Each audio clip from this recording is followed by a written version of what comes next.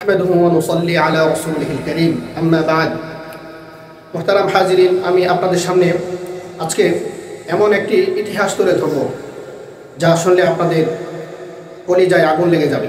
সেটি হচ্ছে আমাদের মুসলমানদের প্রত্যেকটি মুমিন বান্দাদের জন্য রোজা শরীফ প্রাণকেন্দ্র। রোজা হচ্ছে আমাদের হৃদয়ের গভীরের একটি জায়গা। তো এই রোজা শরীফের বিরুদ্ধে খ্রিস্টানরা কী ষড়যন্ত্র করেছিল সেই ঘৃণ্য ষড়যন্ত্রের ইতিহাস আজকে আমরা জানব। তো সময়টি ছিল 557 হিজরি সনে। তখন মুসলিম বিশ্বের অভিভাবক ছিলেন সুলতান নুরুদ্দিন মাহমুদ জেনকি রহমাহুল্লাহ তাআলা। তো তিনি একজন দূরদর্শী ন্যায় বিচারক ছিলেন, অত্যন্ত পরহেজগার ব্যক্তি ছিলেন। আর ঠিক এই সময় মদিনা শরীফে বিদেশি দুইজন মুসাফির এসেছিল, যারা খুবই ভালো মানুষদেরকে প্রচুর পরিমাণে দান খয়রাত করতেছিল এবং তারা দিনরাত তারা ইবাদত বন্দেগী করতেছিল। তো মদিনাবাসীদের মধ্যে তাদের সুনাম সুখ্যাতি ছড়িয়ে পড়ে অল্প দিনের মধ্যে, তারা প্রবাদতুল্য হয়ে যায়। তো এত ভালো মানুষ মদিনার ইতিহাসে আর মদিনাবাসীরা দেখেনি। তো ইতিমধ্যে সুলতান নুরুদ্দিন মাহমুদ জেনকি রহমাহুল্লাহ তাআলা তিনি এক রাত্রিতে তাহাজ্জুদ নামাজ পড়ে তিনি ঘুমিয়েছিলেন। হঠাৎ করে পেয়ারা নবীজি সাল্লাল্লাহু আলাইহি ওয়াসাল্লাম স্বপ্নে নীল বর্ণের চক্ষু বিশিষ্ট দুই ব্যক্তির দিকে ইশারা করে বলছেন, নুরুদ্দিন, এই দুই দুর্বৃত্তের দুরভিসন্ধি প্রতিহত করো, এরা আমার বিরুদ্ধে ষড়যন্ত্র করছে।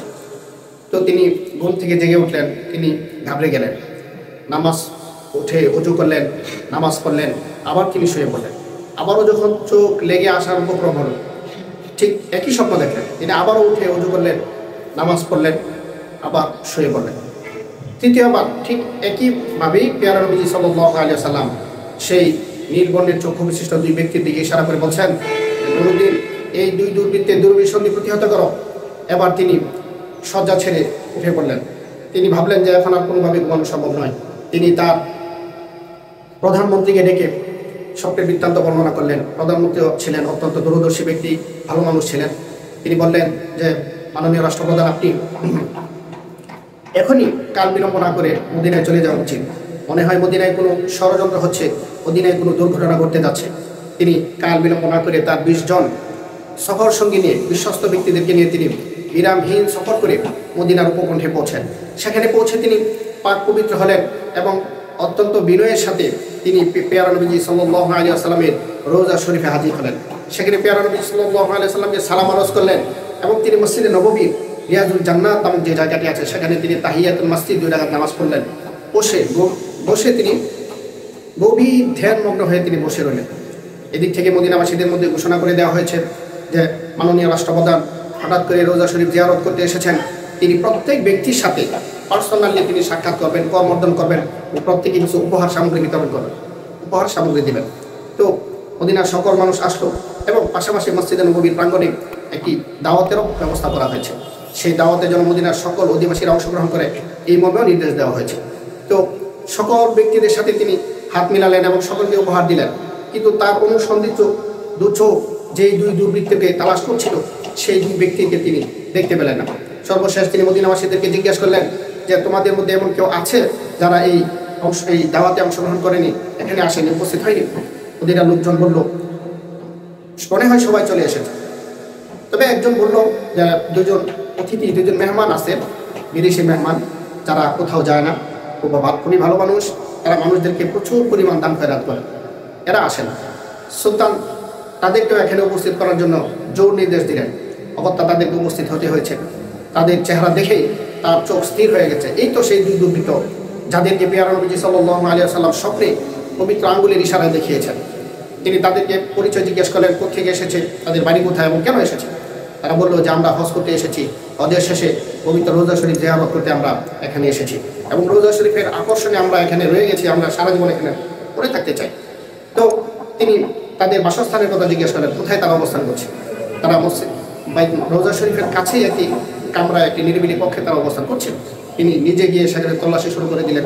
তল্লাশি করে সন্দেহ করার মতো তেমন কিছুই পানি, নিত্য প্রয়োজনীয় কিছু জিনিস এবং সাধারণ কিছু মামুলি আসবাবপত্র সেখানে ছিল।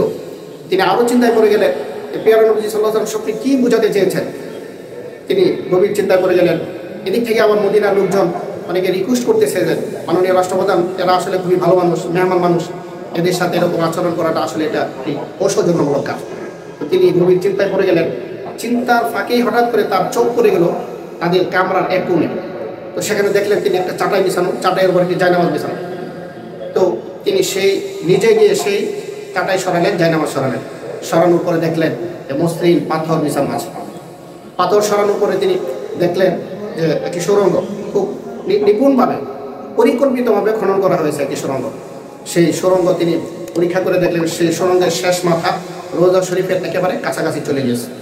তিনি দেখে এই দৃশ্য দেখে তার কলিজায় আগুন লেগে গেছে। তিনি আরো কঠোরভাবে তাদেরকে ধরলেন এবং তাদের কাছ থেকে বিভিন্ন ধরনের তথ্য সংগ্রহ করলেন।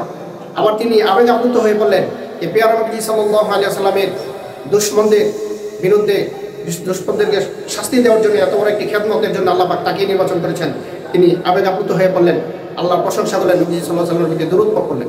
এরপর তাদেরকে চাপ প্রয়োগ করে যে তথ্য তাদের কাছ থেকে পাওয়া গেছে তারা স্বীকার করেছে তারা পূর্ব ইউরোপ থেকে এসেছে। খ্রিস্টান রাষ্ট্রপ্রধান তাদেরকে এই মর্মে ঘোষণা দিয়েছে, যারা মুহাম্মদ সাল্লাল্লাহু আলাইহি ওয়াসাল্লামের দেহ মুবারক অপহরণ করে নিয়ে আসতে পারবে অথবা সেই কবরের মধ্যে লাশটিকে মেডিসিন দিয়ে নষ্ট করে ফেলতে পারবে, তাদের জন্য বড় ধরনের একটি পুরস্কারের ঘোষণা দিয়েছে।